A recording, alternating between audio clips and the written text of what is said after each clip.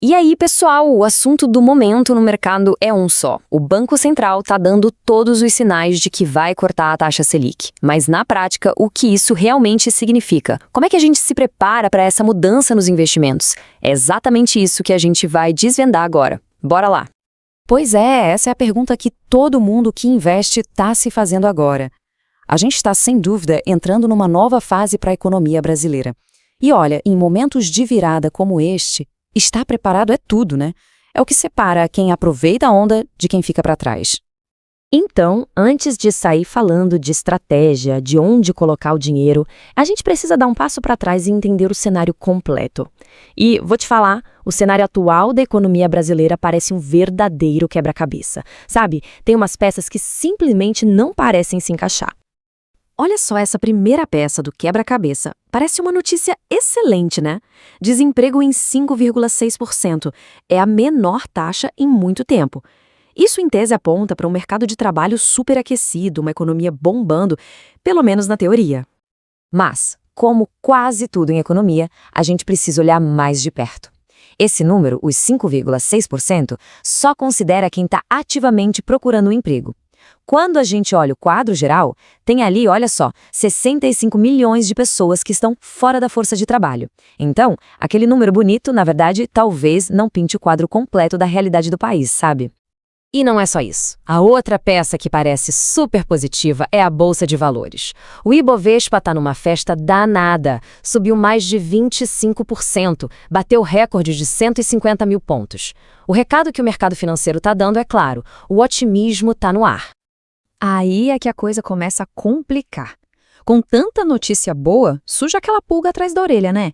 Será que essa melhora toda é para valer? É algo que vai se sustentar? Ou é só o famoso voo de galinha? Aquele que sobe rápido, mas cai logo em seguida. Essa é a grande questão que sempre volta quando se fala de Brasil. É aquela velha história do aluno nota 5. A gente nunca reprova de ano, tá sempre ali, na média, mas também nunca tira um 10, nunca se destaca de verdade. A pergunta é, será que dessa vez vai?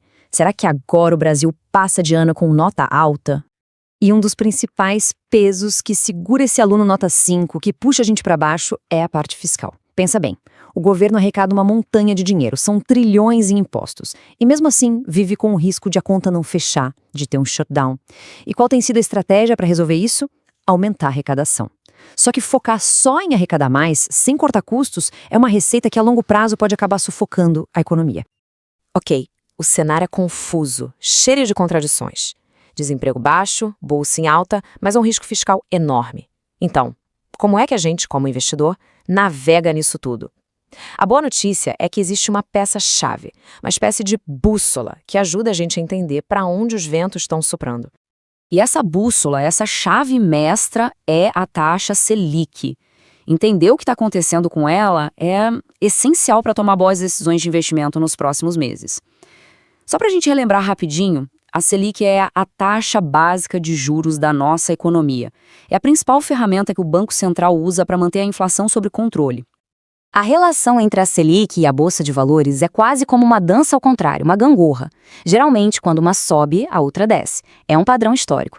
Pensa comigo, quando os juros caem, o crédito fica mais barato. Isso incentiva as pessoas a consumirem mais, as empresas a investirem mais, e tudo isso, no fim das contas, tende a aumentar o lucro das companhias que estão na Bolsa. Faz sentido, né? E olha, isso não é achismo, não é bola de cristal. O próprio Banco Central, lá no Boletim Focus, já está projetando isso. A expectativa é que a Selic, que hoje está na casa dos 15%, caia para perto de 12,25% lá em 2026. É uma queda considerável. E o mercado, que de bobo não tem nada, já está de olho nisso e começando a se mexer. Beleza. Então, a gente já entendeu o cenário e a peça-chave, que é a Selic em queda. Agora vem a parte prática. Onde isso mexe nos nossos investimentos? Vamos começar com um ponto de atenção. Um lugar onde é preciso ter um certo cuidado agora. Os famosos fundos imobiliários de papel. Para quem não está familiarizado, Os FIs de papel investem basicamente em dívidas do setor imobiliário. E qual o ponto aqui? O rendimento desses fundos é, na maioria das vezes, atrelado ao CDI. E o CDI, por sua vez, caminha de mãos dadas com a Selic. Então a conta é bem simples. A Selic cai, o CDI cai junto. E se o CDI cai, o dividendo que esses fundos pagam também cai. Não tem mágica, é uma consequência direta. Ok, então, se os fundos de papel podem sofrer um pouco nesse cenário, para onde a gente olha? Onde podem estar as oportunidades?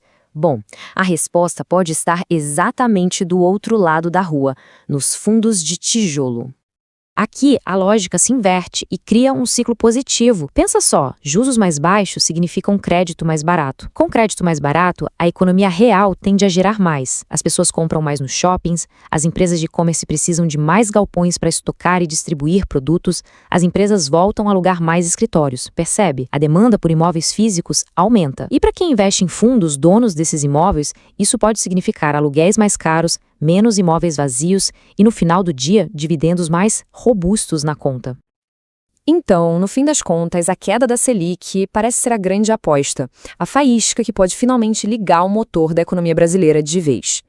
Mas a pergunta de $1 milhão, aquela que volta para o nosso aluno nota 5, é: será que dessa vez a gente tem combustível no tanque para um voo de verdade?